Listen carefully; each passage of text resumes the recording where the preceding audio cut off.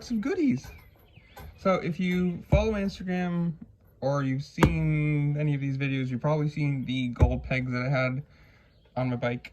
Well, that bike got into a fight with a big old box truck the other day, and one of the pegs went from facing this way to facing that way. So I ordered new ones. These are the version 2 for the ones that I got.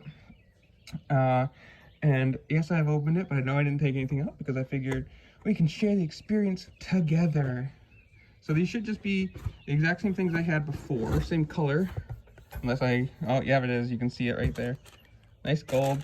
Don't care about that at the moment. Ta-da! So they are the exact same. The only difference is, instead of these being like a fully rounded, the other ones I have are, actually whatever, we'll put that at the end. I'll show you what happened to the old pegs. But the old pegs used to be like a fully rounded thing, so from here to over here was one complete thing. So these look like to be milled out, so they should be a little bit lighter. So you got your foot pegs, you got your shift lever, you got a spring, you got your bolts and little connector, or whatever you want to call it. You've got your shift rod or connector from where you kick it down to where it connects to the actual transmission, which I already have one of these. You've got your swivel head connectors for that.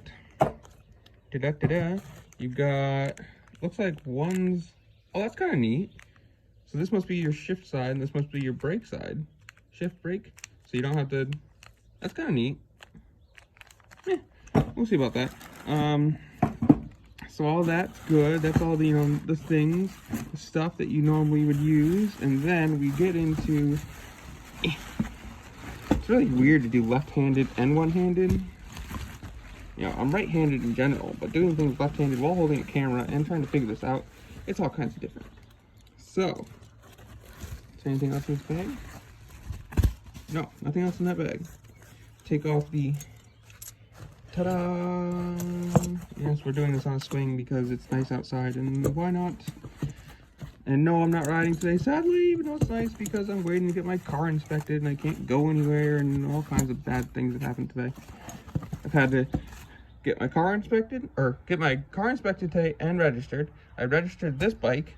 I went to go register the project bike, but because I don't have the title, and I don't have the last registration, I had to get a little blue form to get the VIN verification. So I had to call my neighbor, who's a police officer, and he had to come down and verify the VIN.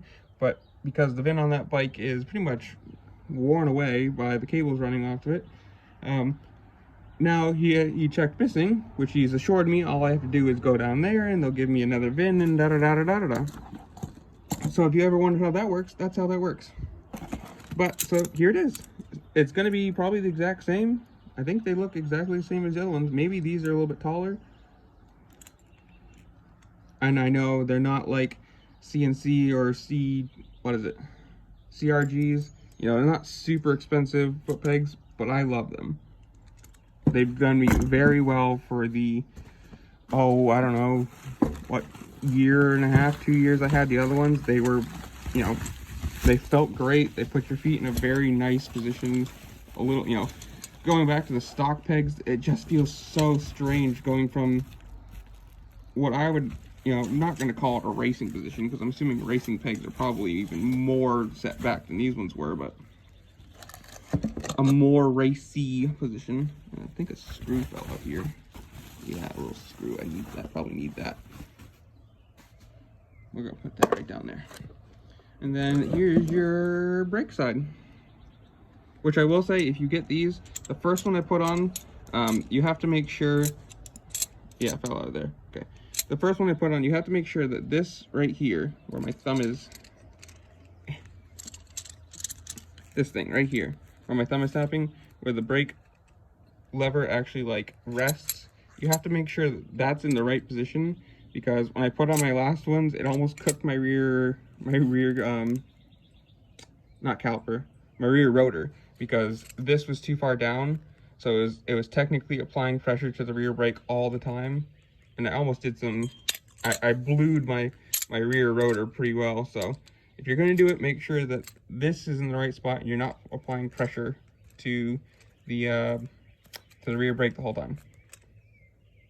So they are Arashi, I don't know how you want to say it. I'm going to butcher it probably, but there's the website, and also there's their Facebook and their Instagram link, which in there I'm not going to show you because that's my customer thing.